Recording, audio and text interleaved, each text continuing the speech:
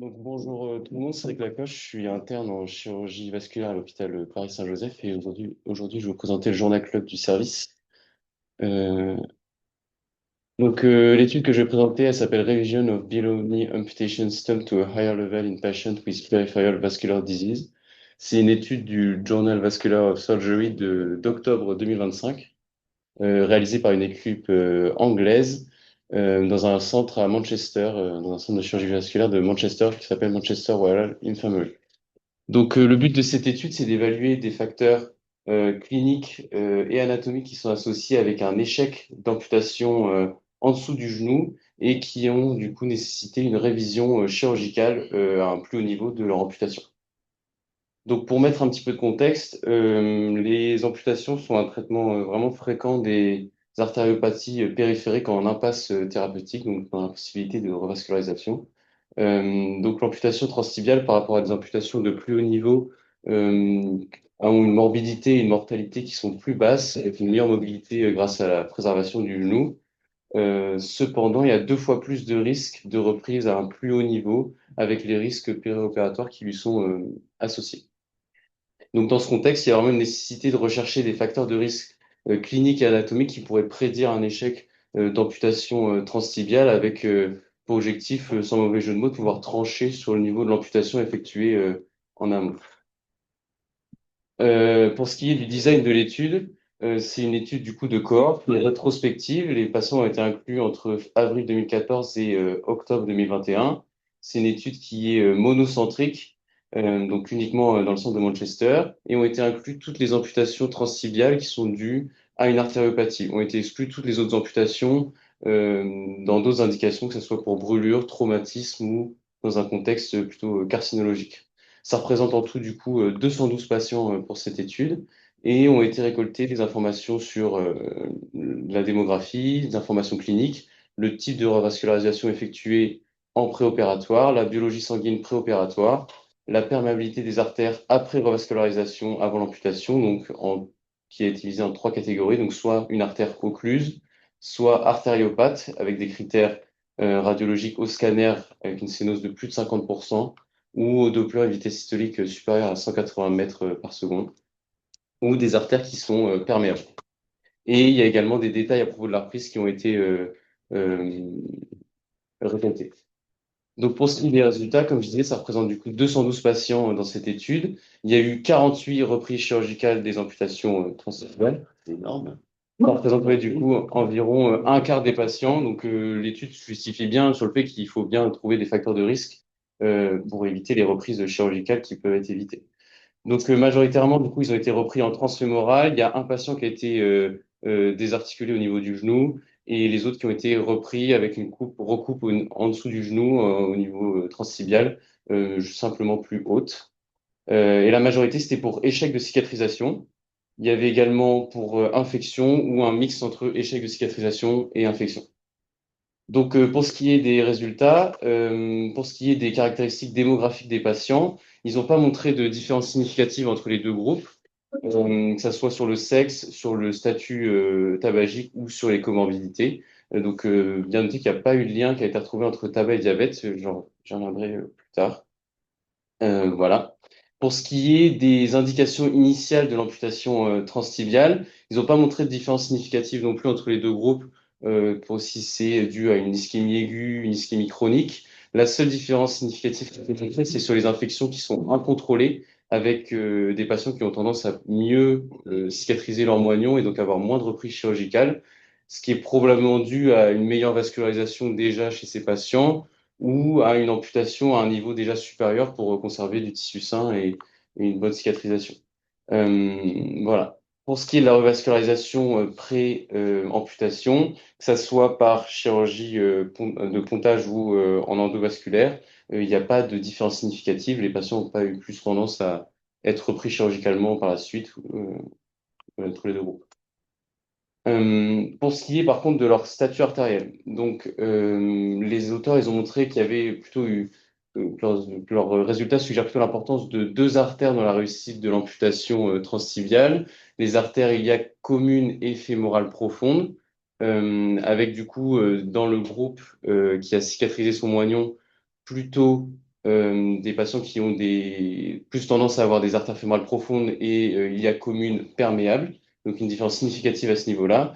Et à l'inverse, sur les patients qui ont nécessité une reprise chirurgicale, des patients qui avaient plus tendance à avoir des artères artériopathes au niveau de l'artère fémorale profonde et de l'artère iliaque commune.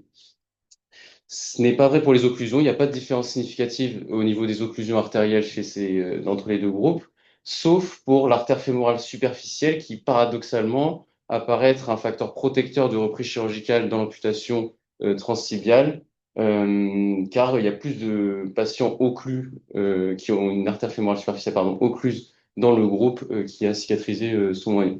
Donc ça peut suggérer également pour les auteurs l'importance d'une circulation vraiment artérielle collatérale pour la cicatrisation et éviter une reprise chirurgicale.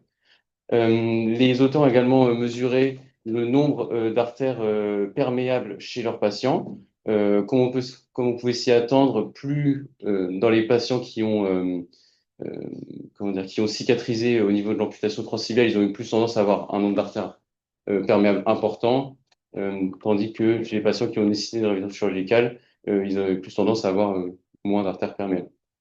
Voilà. Les auteurs ont également mesuré le temps de séjour qui s'est retrouvé allongé chez les patients qui ont nécessité une révision chirurgicale, ce qui paraît plutôt évident, avec un temps allongé en moyenne de 9 jours. Mais leur but, c'était vraiment de pouvoir faire un calcul. Ils ont calculé qu'il y a un surcoût de 3105 livres sterling par patient à chaque révision chirurgicale, donc ce qui paraît non négligeable, encore une fois.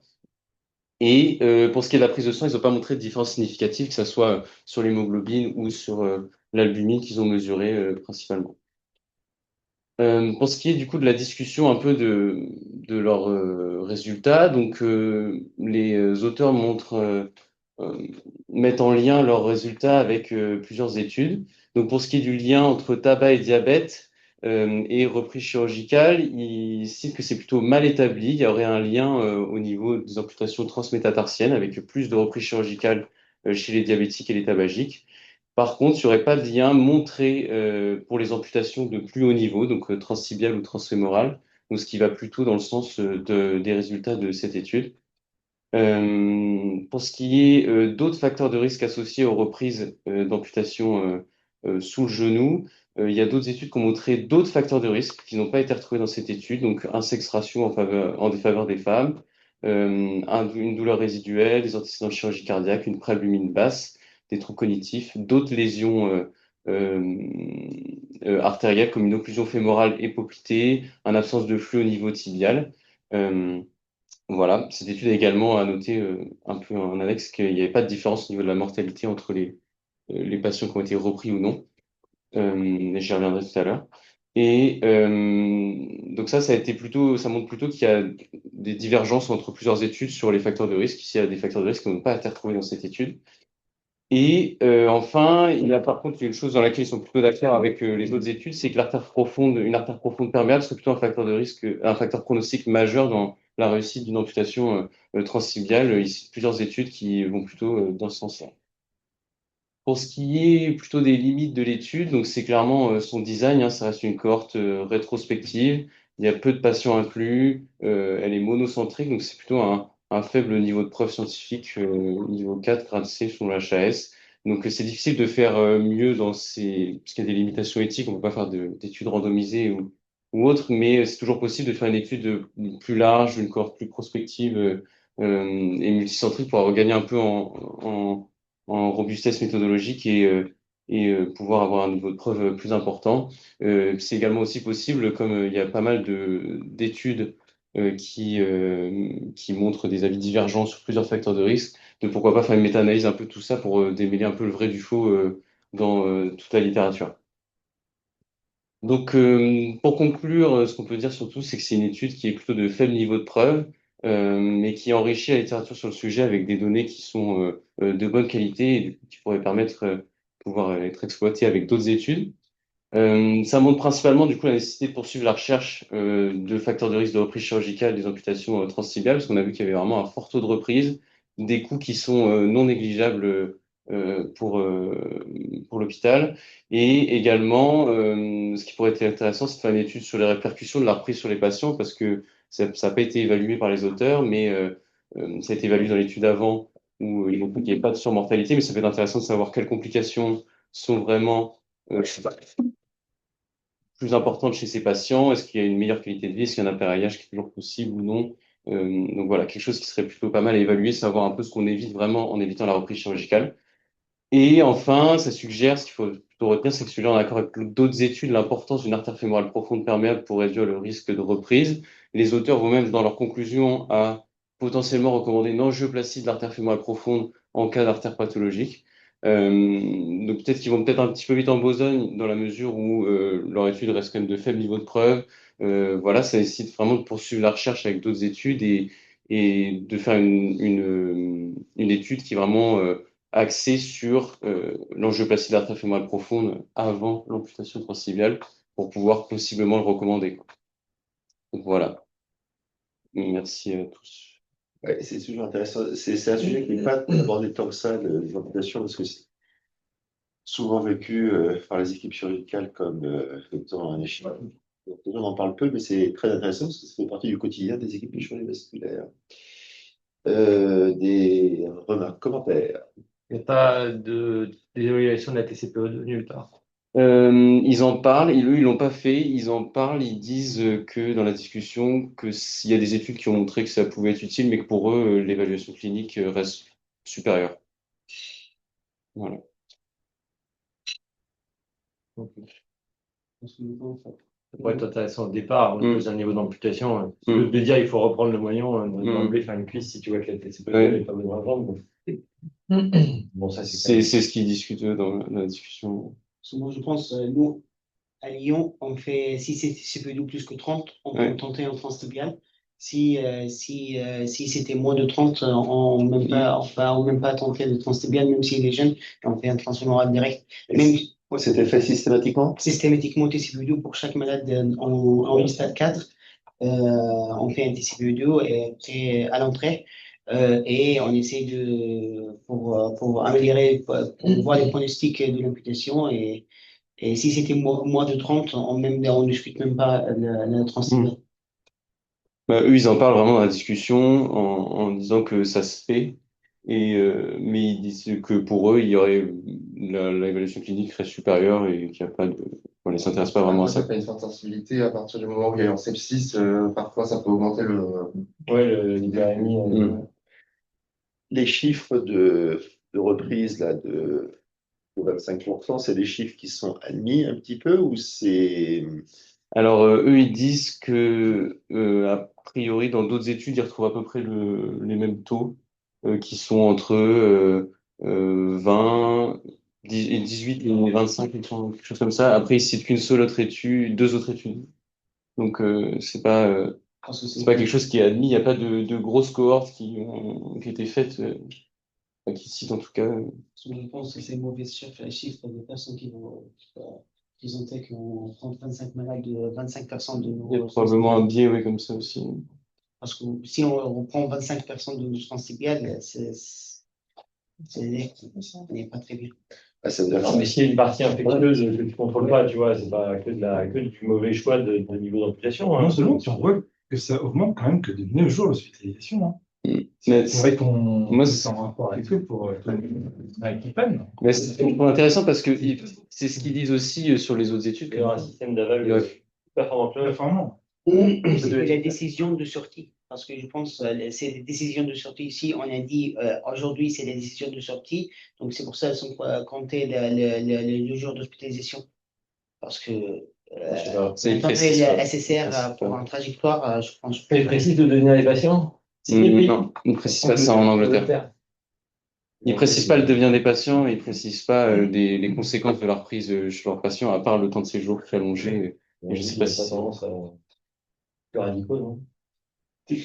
Alors, plus même à domicile. Et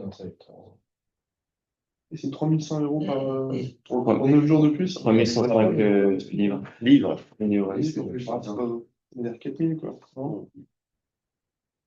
Donc, ça serait 20 000, quoi. Ça avance pas tellement Ça allonge dans pas. les autres hospitalisations. Finalement. Ça allonge pas tellement et il n'y a pas d'os de niveau de mortalité. C'est cohérent avec ce qu'on a, hein, quand on reprend un moignon. Moi, je pense que c'est beaucoup plus qu'on. Ouais, j'ai l'impression Ça dépend que ça de peut la avoir reprise. Ça dépend de l'état du malade, en fait. Ça dépend. Ouais, En vrai, Et en plus, parce que s'il était repris, je pense que l'SSR, elle va attendre un peu plus pour le prendre. Parce que c'est pour ça, je pense que c'est ça le problème. Ou le service des rats. Pensez que c'est plus facile de faire sortir un patient avec une implantation fémorale, une implantation de cuisse, où il n'y a pas de différence? cuisse ou jambe. Oui, enfin de jambe ou de cuisse, est-ce qu'il y a une différence dans la De difficulté de sortir? Bon, bah aussi, d'après, mais c'est plus compliqué. Généralement, ils sont Je pense que C'est simple. oui, c'est plus simple. sauf s'ils n'ont pas de profonde derrière. Non, non, simplement dans la facilité de faire sortir un patient dans un soin de suite, est-ce qu'il y a une différence d'un patient avec une amputation de cuisse ou une amputation de jambe? C'est une question, je n'ai aucune idée. Sur la trajectoire, c'est les mêmes cases, en tout cas, donc, dans l'orientation. Moi, je pense qu'il y a majeure, une difficulté d'appareillage derrière, mais ça, c'est une hypothèse dans le centre.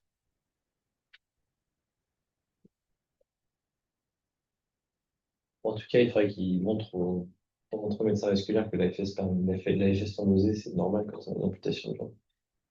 Voire même, c'est bien.